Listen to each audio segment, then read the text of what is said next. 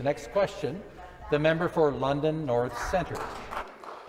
Speaker, my question is to the Premier. This government can no longer deny that Ontario's vaccine rollout has been sluggish and ineffective at getting to our most vulnerable Ontarians. Ontario is 7th in the country per capita vaccinated. It's now March, and the majority of my constituents still have no idea when they'll be able to access their vaccine shot. It's a tremendous concern for those battling cancer, a tremendous concern for parents who have spent the last year in isolation anxiously awaiting this news. Mothers like Deb, whose son has a dual diagnosis with being developmentally handicapped as well as living with a degenerative disease, are tired of being kept in the dark. She wrote to me, "I've been literally holding my breath for an entire year.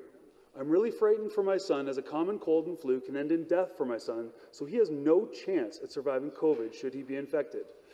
500,000 doses of AstraZeneca arrive in Canada today. 444,000 doses of Pfizer will arrive in Canada this week. Many of them will expire. We need shots in arms 24 hours a day, 7 days a week. When will this government give peace of mind to immune-compromised Ontarians and their families, stop ignoring them, and provide concrete details on when and how they'll be vaccinated?" Thank you. And the Minister of Health. Thank you very much. And I would say to the member, through you, Mr. Speaker, that we absolutely know that people are anxious to receive the vaccines, and we're anxious to give them the vaccines, but we have to receive them. We are receiving Pfizer and Moderna. AstraZeneca is arriving in Canada. We don't know exactly when it's going to be arriving in Ontario or how many vaccines that we are likely to receive. Probably it will be within the 38 to 40% because that's the population of Ontario, but we don't know that yet.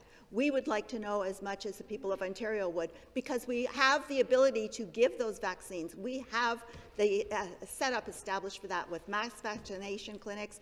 We're going to make sure that they're in the hands of primary care providers. Pharmacies will be able to deliver some of the vaccines, but we need to get the vaccines first and foremost. But in terms of the plan is based primarily on age, but also at-risk populations, including people with disabilities, including people with special health conditions. All of that has been taken into account by the Vaccine Task Force and is going to be distributed to the public very shortly.